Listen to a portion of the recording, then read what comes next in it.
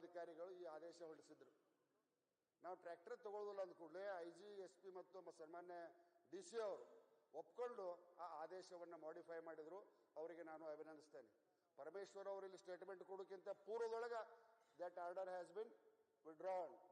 But ನನಗೆ ಸಂಶಯ ಇತ್ತು, ಜಿಲ್ಲಾಧಿಕಾರಿಗಳ ಮೇಲೆ ಮತ್ತೆ ಒತ್ತಡ ತಂದು ಬ್ಯಾನ್ ಹೇರಬಹುದು ಅಂತೇಳಿ ನಾವು ರಾತ್ರೋರಾತ್ರಿ ಹೈಕೋರ್ಟಿಗೆ ಹೋಗಿ ಹೈಕೋರ್ಟ್ನಿಂದ ಆರ್ಡರ್ ಮಾಡಿಸಿದ್ವಿ ಈ ಹೋರಾಟವನ್ನು ತಡಿಬಾರ್ದಂತೇಳಿ.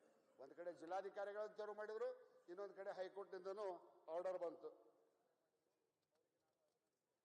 ಸನ್ಮಾನ್ಯ ಸಭಾಧ್ಯಕ್ಷರೇ, ಗೃಹ ಸಚಿವರು ಹೇಳಿದರು ಇದೇನು ಹಗರಕ್ಕೆ ಹಿಂಗೆ ಹೊಡಿಬೇಕನ ಪೊಲೀಸರು ಅಂತೇಳಿ. ಲಾಠಿ ಚಾರ್ಜ್ ಮಾಡೋಕ್ಕೂ ಒಂದು ಇತಿಮಿತಿ ಇರ್ತೈತಿ. ಆಗಲೇ ನಮ್ಮ ಬಸನಗೌಡ ಪಾಟೀಲ್ ಯತ್ನಾಳ್ ಅವರು ಯಾವ ರೀತಿ ಲಾಠಿ ಚಾರ್ಜ್ ಮಾಡಬೇಕು, ಏನು ಮಾಡಬೇಕು ಅನ್ನೋದನ್ನು ಎಳೆ ಬಿಚ್ಚಿಟ್ಟಾರೆ. ಅಧ್ಯಕ್ಷರೇ, ನಮ್ಮ ಕಡೆನೂ ವಿಡಿಯೋ ಕ್ಲಿಪ್ಪಿಂಗ್ಸ್ ಅದಾವೆ. ಗಟ್ರದಾಗ ಬಿದ್ದವ್ರನ್ನ ಹೊಡೆದಾರ್ರಿ, ಗಟ್ರದಾಗ ಬಿದ್ದವ್ರನ್ನ ಹೊಡೆದಾರ. ವಕೀಲರ ಪಕ್ಕೆಲ್ ಮುರಿದಾವ್, ಭುಜ ಮುರಿದಾವ್. ಈ ಹೋರಾಟಕ್ಕೆ ಬೆಂಬಲವನ್ನು ಕೊಟ್ಟ ವೀರಶೈವ ಪಂಚಮಸಾಲಿ ವಕೀಲರನ್ನ ಅಭಿನಂದಿಸ್ತೇನೆ.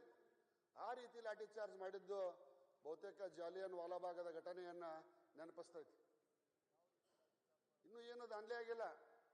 ನಾ ಮುಖ್ಯಮಂತ್ರಿಗಳಿಗೆ ನಮ್ರತೆಯಿಂದ ಮನವಿ ಮಾಡ್ತೇನೆ. ನಾವು ನಿಮ್ಮ ಮೇಲೆ ಆಪಾದನೆ ಮಾಡೋದು, ನೀವು ನಮ್ಮ ಮೇಲೆ ಆಪಾದನೆ ಮಾಡೋದು ಬೇಡ.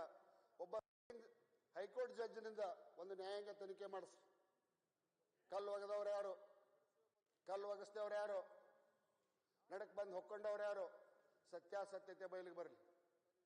ಸುಮ್ಮನೆ ನಾವು ನಿಮ್ಮ ಮೇಲೆ ನೀವು ನಮ್ಮ ಮೇಲೆ ಮಾಡೋದ್ರಿಂದ ಹೋರಾಟಕ್ಕೆ ಬಂದಂತ ಮುಗ್ಧ ಜನರಿಗೆ ಸಿಟ್ಟಿಂಗ್ ಜಡ್ಜ್ ಇಂದ ಮಾಡಿಸ್ಲಿಕ್ಕೆ ಬರಲ್ಲ. There is no provision.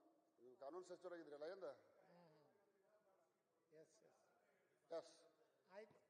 ಒಟ್ಟು ಎಲ್ಲದ್ರಾಗೂ ಒಂದು ಅಡ್ಗಾಲ್ ಹಾಕಿ ದಾರಿ ತಪ್ಪಿಸಿ ಹೋಗೋ ಡೈರೆಕ್ಷನ್ ತಪ್ಪಿಸ್ಬಿಡ್ತಾರೆ ರೆಡ್ಡಿ ಅವರು. ಯಾವುದೋ ಒಂದು ಫ್ಯಾಷನ್ ಹೋಗಿರ್ತಾರ. ನನ್ನ ಸೌಭಾಗ್ಯ ನಮ್ಮ ಪ್ರಿಯಾಂಕಾ ಖರ್ಗೆ ಅವ್ರಿಗೆ ಇವತ್ತು ಸುಮ್ಮದಾರ, ನನಗೆ ಅಡ್ಡಾಗಿಲ್ಲ. ಅಲ್ಲ, ನಾನು ಹೇಳಿದ್ದು ಸಿಟ್ಟಿಂಗ್ ಹೈಕೋರ್ಟ್ ಜಡ್ಜ್ ಇಂದ ಮಾಡಿಸ್ಲಿಕ್ಕೆ ಬರಲ್ಲ ಅಂತ ಅಷ್ಟೇ ಹೇಳಿದೆ. ಆಯ್ತು.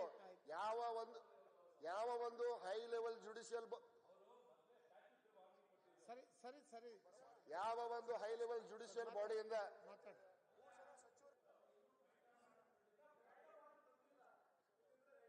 ನಾ 5 ಮಿನಿಟ ಮುಗಿಸ್ತೇನೆ ರೆಡ್ಡಿ. ಯಾವ ಪಾಯಿಂಟು ಬೇಡ, ಆರ್ಡರು ಬೇಡ. ಮಾತಾಡ್ರಿ. ಒಂದು ಇಂಪಾರ್ಷಿಯಲ್ ಆಗಿ ತನಿಖೆ ಆಗಬೇಕನ್ನುವಂತ ಮಾತನ್ನ ನಾನು ಹೇಳ್ತಾ, ಸನ್ಮಾನ್ಯ ಸಭಾಧ್ಯಕ್ಷರೇ, ಇದು ರಾಣಿ ಚೆನ್ನಮ್ಮನ ನಾಡು. ಸ್ವತಂತ್ರಕ್ಕಾಗಿ ಹೋರಾಡಿದವರು. 1857 ಝಾನ್ಸಿ ರಾಣಿ ಲಕ್ಷ್ಮೀಬಾಯಿ ಹೋರಾಟ ಮಾಡಿದ್ದು ಸ್ವತಂತ್ರ ಸಂಗ್ರಾಮದ ಪ್ರಥಮ ಮಹಿಳೆ ಅಂತ ಐತಿ. ಅದು ಉತ್ತರ ಭಾರತದ ಪ್ರಬಲದಿಂದ ಹಂಗಾತು. ಆದ್ರೆ 1857ಕ್ಕಿಂತ ಮೊದಲ ರಾಣಿ ಚೆನ್ನಮ್ಮ ಇಲ್ಲೇ ಹೋರಾಟ ಮಾಡಿದ್ಲು. ಬ್ರಿಟಿಷ್ ಸೈನ್ಯಾಧಿಕಾರಿಯ ರುಂಡವನ್ನ ಚೆಂಡಾಡಿದ್ಲು ರಾಣಿ ಚೆನ್ನಮ್ಮ. ಅಂತ ನಾಡಿದು ಆಕೆಯ ಕರ್ಮಭೂಮಿ. ಆ ಕರ್ಮಭೂಮಿಯಲ್ಲಿ ಯಡಿಯೂರಪ್ಪನವರು ಮತ್ತು ಕುಮಾರಸ್ವಾಮಿಗಳ ಜಂಟಿ ಸಹಯೋಗದಲ್ಲಿ ಈ ಸುವರ್ಣಸೌಧ ಕಟ್ಟೇವಿ. ಈ ಸುವರ್ಣಸೌಧದಲ್ಲಿ ಮಾನ್ಯ ಮುಖ್ಯಮಂತ್ರಿಗಳು ಕುಳಿತು ಆ ಚೆನ್ನಮ್ಮನ ವಂಶಜರು, ಆ ಚೆನ್ನಮ್ಮನ ಜಾತಿಯವರ ರಕ್ತವನ್ನು ಹರಿಸಿದ್ರಲ್ಲ, ಇದು ನಿಮಗೆ ಶೋಭೆಯನ್ನು ತರುವುದಿಲ್ಲ. ಚೆನ್ನಮ್ಮನ ನಾಡಿನ ಕುಂತು ಚೆನ್ನಮ್ಮನ ಮಕ್ಕಳನ್ನ ಹೊಡಿಸ್ಬಿಟ್ರಿ. ಚೆನ್ನಮ್ಮನ ಮಕ್ಕಳ ರಕ್ತ ಹರಿಸಿದ್ರ ನೆಲಕ್ಕ, ಇದು ನಿಮಗೆ ಶೋಭೆ ತರುವುದಿಲ್ಲ ಅನ್ನುವಂತ ಮಾತನ್ನ ಹೇಳ್ತಾ ವಕೀಲರಿಂದ ದನ ಬಡ್ದಂಗೆ ಬಡದ್ರಿ.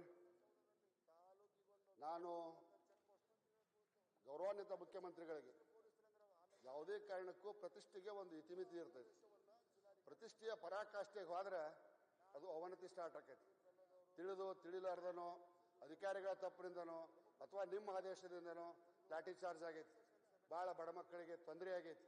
ನೀವು ದಯವಿಟ್ಟು ಮಾನ್ಯ ಪರಮ ಪೂಜ್ಯ ಜಯಮೃತ್ಯುಂಜಯ ಸ್ವಾಮೀಜಿಗಳಲ್ಲಿ ಆ ಲಾಠಿ ಚಾರ್ಜ್ ಆಗಿದ್ದು ವಿಷಾದನೀಯ ಅನ್ನುವಂತ ಒಂದು ಮಾತನ್ನು ಹೇಳಿದ್ರೆ ನೀವು ದೊಡ್ಡವರಕ್ಕಿರಿ ಅನ್ನುವಂತ ಮಾತು ಹೇಳ್ತೇನೆ.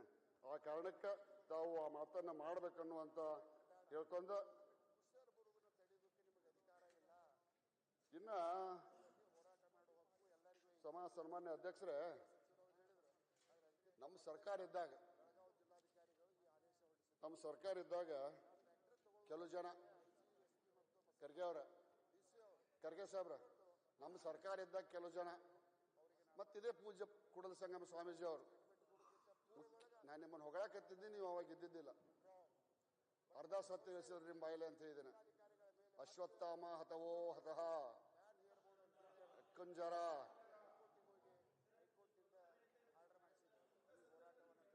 ಸಾರಿ, I will take my words back.